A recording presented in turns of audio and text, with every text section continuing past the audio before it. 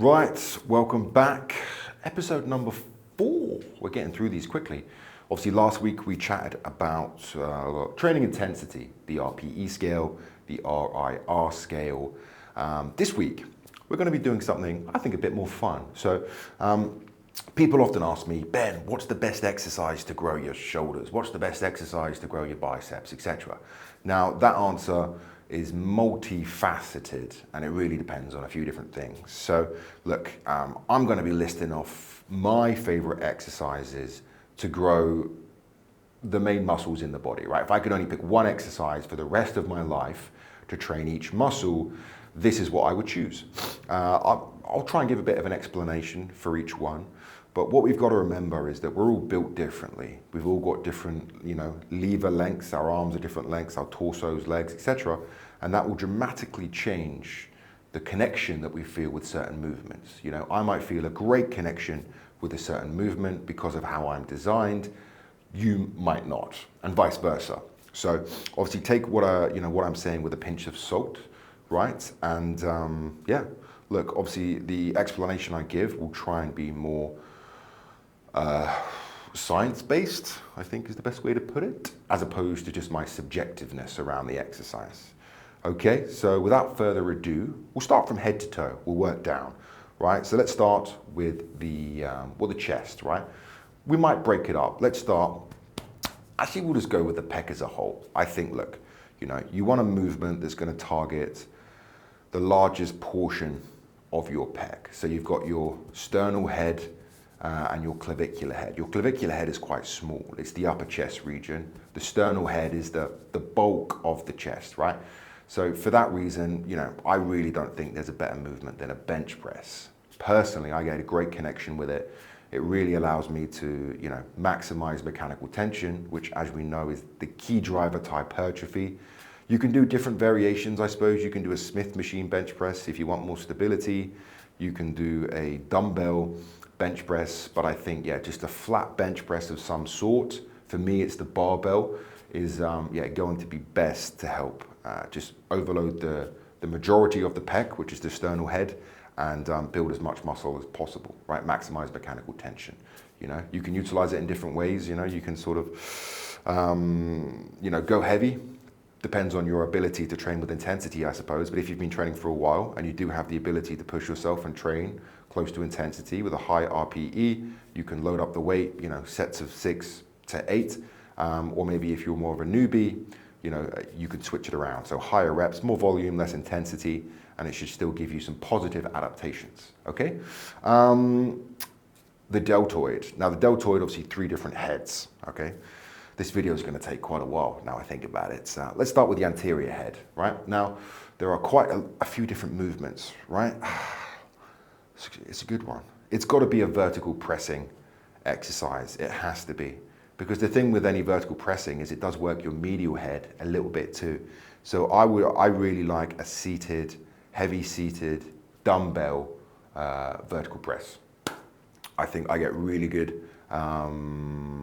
Like my anterior delt is usually pretty fatigued the next day. It's got some DOMs, which look is not always a key indication of a good workout, but generally speaking, if you've got DOMs in a target muscle that you trained the previous day, it means that you did pretty well to isolate it and fatigue it, right? So for me, to target the anterior delt, it would be a seated dumbbell press. I like the stability that you get as you lean back slightly, doing a sort of standing military press, a great movement, but there's a lack of stability, right? And obviously there's a risk of lower back injury. So yeah, anterior delt is a seated dumbbell press, okay? Now for the medial delt, that's a good one, because there's a lot of lateral raise variations. I'm going for the seated dumbbell lateral raise. I do these at an incline. I pop my bench back to an incline, I lean back, raise my arms in a nice Y angle, and again, like the next day, my medial delts are sore, you know what I mean? I use a light weight here. I only use about 10 kilos, and I usually max out on about 12 reps. I really isolate the muscle nicely, so I really can't do more than that, even with a pretty moderate weight. Okay, for the rear delts, I really God, there's so many rear delt exercises that are actually great. I really enjoy the rear delt cable fly, where you're pulling across your body like this. Again, I think it allows you to isolate the muscle quite nicely, actually. But look, there are so many, right? You've got the machine rear delt fly, but for me, I don't know, I just really enjoy the cable. I think because you can get a good stretch across the body, you know, it's really good at lengthening the rear delt, which of course is key to hypertrophy. So yeah, to summarize the delts, for the anterior delt, which is the front, a seated dumbbell press. For the medial delt, a seated dumbbell lateral raise. And then for the rear delt is a cable fly. Okay, what else we got? Oh, God. For the rectus abdominis, so they're your sort of ab muscles running straight down the middle. These ones, I like a heavy cable crunch. Load up, crunch, really good. Exhale as you crunch, really good one. For the biceps, okay, we're going to break this down, the short head and the long head, because slightly different. For the long head, elbow behind the body, I think, if I remember correctly, incline dumbbell curls. So again, lean back on the bench, arms hang down, externally rotate the shoulder. Really good at isolating the long head. For the short head, it's got to be an easy bar preacher curl. Again, you're isolating the bicep, elbow in front of the body, perfect. For the brachialis, I've actually been playing around with a reverse grip preacher curl, flat bar.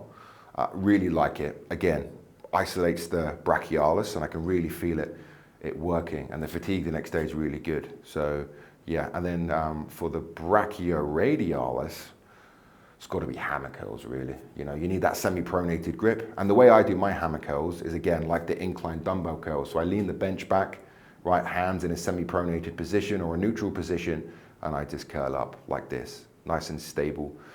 All right, we got the traps. I don't train my upper traps anymore because they've always been really dominant, but I used to like doing a wide dumbbell shrug like this on the dumbbell. Nice wide grip, because the way that the fibers work in the upper traps is they sort of want to pull like this. So if you have a wider grip, it really allows the fibers to contract a bit more naturally. For the mid trap, God, we're really being precise here. We're breaking down muscles specifically. For the mid trap, it is an incline dumbbell mid trap shrug. All of these exercises you can see on my Instagram page. I post them a lot. For the lower trap, it's got to be a face pull press. Yeah, I really like that one. And if you can strengthen your lower trap, it's really going to help with your overhead vertical pressing. So yeah, the face pull press. You don't need to go heavy here because the lower trap on most people is very, very weak, myself included. Right? Just trying to think. Oh, the back. Okay, so we got the lats. Ooh, I like a neutral grip pull down, right? Any sort of neutral grip lat pull down where I brace my core. Really like those movements on the seated cable, right? Neutral grip, boom, drive the elbows down to the pockets. As well as that, a one arm cable row. I like to brace my body behind the seat, right? And you can get a really deep stretch as you come forward and drive that elbow back. What else have we got? I'm trying to think. For the rhomboids, I never really train my rhomboids specifically. I just sort of target them when I'm doing any rowing motions, but any upper back movement. Let's go with a face pull. Face pulls are quite good. Face pulls are very simple to execute. I like to do them seated on the floor, and it just sort of targets the whole upper back region as well as the rear delts as well, depending on how you execute them, right? If you pull straight into the face, it's going to target more of the mid back. If you sort of externally rotating the arms over the top of your head, which I do sometimes, that's going to target the rear delts. Okay? I'm just trying to think, what other muscles do we have? I'm working out forearms, back. If I've missed anything, do excuse me. Right, now moving into the lower body, the quads. Now I'm just going to treat the quads as a whole. Now this might cause some controversy. Now for the quads, if I could only pick one exercise for the rest of my life to train my quads, all four heads, bear in mind, it would be the leg extension. And some of you are going to be confused here. Ben, what about the squat? Now, with any squatting movement pattern, a barbell back squat, a hack squat, a leg press, whatever it is, it's only training 3 of the muscle heads, right, efficiently. So, I can't remember the name, but there's one of the heads. You got the quad. There's one of the heads of the quad. I should have researched this and remembered it. But it crosses both the knee and the hip joint. So when you're doing a squatting movement pattern where the angle at the hip and the angle at the knee is changing simultaneously, then this 4th quad muscle, right, is contracting but isometrically. So what that means is that the muscle is not changing in length, which is suboptimal from a hypertrophy standpoint. Now, when you do the leg extension, your hip is in a fixed position. So what this means is that only your knee is changing angle, and therefore all 4 heads of the quad are contracting in an optimal fashion. So if I could only pick one movement for the rest of my life to grow all 4 heads of my quad, it would be the leg extension. You know, again, quite a good movement. You can train your legs unilaterally. You know, you can, load up the heavy weights, maximize mechanical tension, or if you're, more of a newbie, like I said, you can sort of regress the weight, maximize the volume. Okay. For the glutes, fuck, that's a tough one. Now for the glutes, I really like single leg variations, if I'm honest. A few of my favorites are the reverse lunge. I do that on the Smith machine, actually very good. You can really bias hip flexion. Bulgarian split squats, good, sometimes unstable. Dumbbell walking lunges, another, I think, really good glute development exercise. But from a hypertrophy standpoint, if I had to pick one, I think it would be the Smith machine reverse lunge. Yeah, it increases stability. You can really focus on maximizing hip flexion, which is going to bias the glutes, and you can load up the weight because there's more stability. So yeah, if I was to target the glutes, I only pick one exercise for the rest of my life, it would be the Smith machine reverse lunge. Try it out, great exercise. Hamstrings, seated leg curl. I think the Romanian deadlift is great, but I think the seated leg curl, if you get a really good seated leg curl machine, right, that's been designed to sort of, just be as efficient as possible, get a nice stretch at the top, you can really overload your hamstrings. So that's what I would go for. The lying leg curl is okay, but the data does suggest that, the seated leg curl is a bit better at maximizing engagement, which means you can overload it more. Okay, what else we got? Moving down the body. We got the calves. Now, well, the gastrocnemius is, look, standing calf raise machine. I would say the standing calf raise machine, nice and simple. For the soleus, which sits a bit deeper than the gastrocnemius, the data suggests that that muscle is better targeted with a bent knee. So the seated calf raise machine is going to help target the soleus, which sits deeper. But if you grow the soleus, it does push out the gastrocnemius, which is the calf. Okay, so yeah, for the calf, the gastrocnemius, which is what you think of the calf, standing calf raise machine. For the soleus, deeper muscle, the seated calf raise machine. Right, I'm just trying to think if I missed any muscles. Give me a second. Got quad. Oh, of course, like you've got the adductors. Yeah, the adductors. Adductors, inside of the leg, seated adductor machine. Nice and simple. You can isolate the muscle, increase stability, overload it. Easy enough. I feel like I'm missing something. One muscle that I've been struggling to target and grow is the serratus anterior. It's called the boxer's muscle because it helps a lot with protraction, right? It sits sort of here, right? You'll see it on very, very lean people, right? Boxers have it a lot for that reason, but also because of when a boxer's throwing a punch, that protraction here. Now that's a very hard muscle to activate and engage and overload, I find. I'm trying to play around with movements at the moment to develop it. One movement that I'm using is a dumbbell pullover. I'm not a big fan of dumbbell pullovers to train the chest or to train the lats even, but it could be a good movement to train the serratus anterior. So if you are looking to train the serratus like me, try some dumbbell pullovers. Make sure you brace your core. Don't let your rib cage flare as you bring the arms back. Yeah. Well, look, I think we've got a bit more time.